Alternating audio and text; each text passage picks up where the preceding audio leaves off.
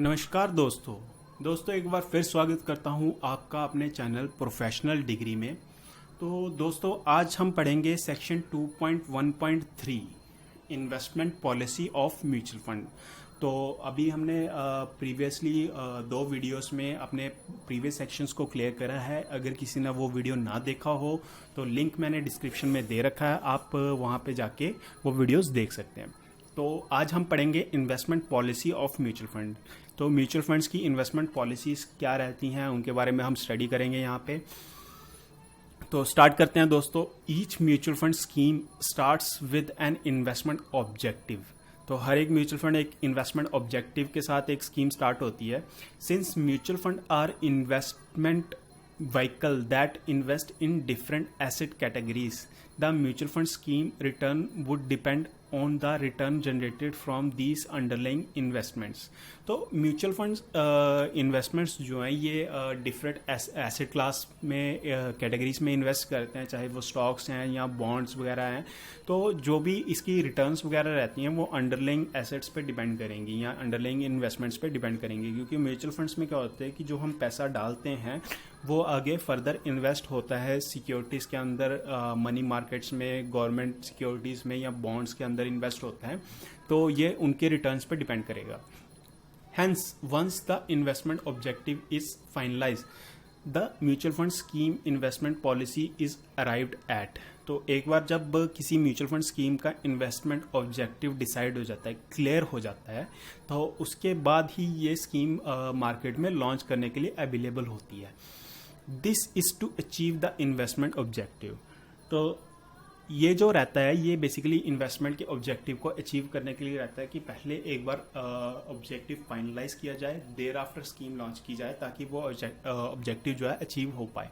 Because कि कई बार अगर हमें पता नहीं है कि हमारा टारगेट क्या है, हम उस टारगेट के बिना भागेंगे तो हम कभी भी अपनी मंजिल पे नहीं पहुंच पाएंगे।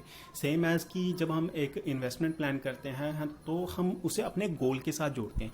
जब तक हम गोल के साथ नहीं जोड़ेंगे तो हम एक अच्छी इन्वेस्टमेंट या अच्छी वेल्थ क्रिएशन नहीं कर पाएंगे। The investment policy includes the schemes asset allocation and investment style. तो इन्वेस्टमेंट पॉलिसी में जो डिसाइड किया जाता है कि स्कीम की एसेट एलोकेशन क्या रहेगी और इन्वेस्टमेंट स्टाइल क्या रहेगा। Asset allocation in the sense कि इक्विटी में रहेगा, डेट में रहेगा, अगर इक्विटी में रहेगा तो कितने परसेंट का रहेगा, डेट में रहेगा तो कितने परसेंट का रहेगा, या उसका इन्वेस्टमेंट स्टाइल क्या है कि क्या वो मार्केट के अकॉर्डिंगली चेंज करेंगे या किस कैटेगरी के स्टॉक्स के अंदर इन्वेस्ट करेंगे, large cap, mid cap, small cap, या उसके अंदर भी काफ़ी सारी कैटेगरीज रहती हैं। तो ये जब हम स्टॉक मार्केट के अंदर सर्च करेंगे या म्यूचुअल फंड्स को ब्रीफली समझने की कोशिश करेंगे तो उन वीडियोज़ में ये चीज़ क्लियर करेंगे। ए mutual fund scheme with an objective of providing liquidity would invest in money market instrument or in debt papers of very short term maturity। तो म्यूचुअल फंड्स का जो ऑब्जेक्टिव अगर लिक्विडिटी प्रोवाइड करने का है तो उनमें मनी मार्केट या इंस्ट्रूमेंट या फिर डेट पेपर्स में या फिर शॉर्ट टर्म सिक्योरिटीज़ में इन्वेस्ट करने का रहेगा जहाँ पे मेच्योरिटी शॉर्ट रहे। At the same time a mutual fund scheme that aims to generate capital appreciation. तो अगर सेम टाइम पे कोई mutual fund scheme capital appreciation यानी कि इन्वेस्टेड पैसे पे अच्छी रिटर्न की बात कर रही है ओवर लॉन्ग पीरियड, लंबे टाइम के लिए, would invest in equity shares. तो वो स्कीम्स इक्विटी शेयर्स में इन्वेस्ट करेंगी। This would reflect in the scheme asset allocation, which would be disclosed in the scheme information document। तो एग्ज़ाम में ये क्वेश्चन हर बार आता है कि एसआईडी के लिए मोस्ट प्रोबेबली ये क्वेश्चन आपको भी आ सकता है, एसआईडी स्कीम इंफॉर्मेशन डॉक्यूमेंट। तो स्कीम इंफॉर्मेशन डॉक्यूमेंट पे थोड़ा गौर फरमाइएगा। This would reflect in the scheme asset allocation which would be disclosed in the scheme information document. तो जो भी स्कीम का ऑब्जेक्टिव रहता है वो स्कीम इंफॉर्मेशन डॉक्यूमेंट पे डिक्लेयर करना होता है म्यूचुअल फंड एएमसी को जब कोई फंड को लॉन्च करते हैं। However even with in the same asset category the fund manager में अडॉप्ट डिफरेंट स्टाइल।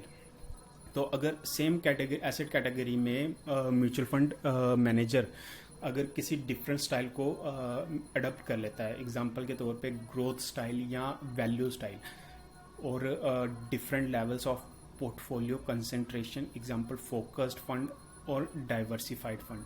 तो यहाँ पे कई बार म्यूचुअल फंड मैनेजर ने ऑप्ट करा होता है या अडॉप्ट करा होता है ग्रोथ स्टाइल को या फिर वैल्यू स्टाइल को या फिर different levels of portfolio concentration की पोर्टफोलियो को टाइमली चेंज करने के लिए, या फिर फोकस्ड फंड, जो फोकस्ड फंड हो गए जो बहुत ही मतलब गवर्नमेंट स्कीम्स के अकॉर्डिंगली जो स्कीम्स रहती हैं उन स्टॉक के ऊपर पैसा लगाते हैं, फोकस्ड फंड में आते हैं। या डाइवर्सिफाइड कैटेगरी, यहाँ पे जिनमें large cap, mid cap, small cap तीनों की आपको एलोकेशन मिल जाती है। The scheme investment policy would disclosed to aspect asset allocation and investment style. तो स्कीम इन्वेस्टमेंट पॉलिसी जो रहती है वो दो एस्पेक्ट्स पे होती है, एक तो एसेट एलोकेशन एंड दूसरा इन्वेस्टमेंट स्टाइल। तो ये दो चीज़ें आपको एसआईडी में मिलेंगी, यानी कि स्कीम इन्फॉर्मेशन डॉक्यूमेंट में ये दो चीज़ें आपको मिलेंगी।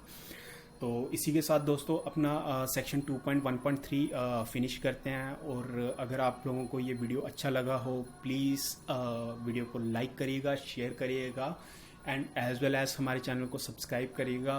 जितना आप हमें सपोर्ट करेंगे उतना बेटर मटेरियल हम आपके लिए लेके आ पाएंगे दोस्तों। तो इसके अलावा हमने अपने प्रीवियस वीडियो में भी डिक्लेयर करा था कि हमने NISM सीरीज़ 8 भी स्टार्ट कर दिया है, जिसका लिंक मैंने नीचे डिस्क्रिप्शन में दे रखा है। वहाँ पे आप इक्विटी डेरिवेटिव्स के बारे में अगर पढ़ना चाहते हैं या उस एग्ज़ाम को क्लियर करना चाहते हैं तो आपको वहाँ से हेल्प मिल सकती है। तो दोस्तों आज के लिए इतना ही कहूँगा। थैंक यू एंड चैनल को सब्सक्राइब ज़रूर करिएगा। थैंक यू दोस्तों।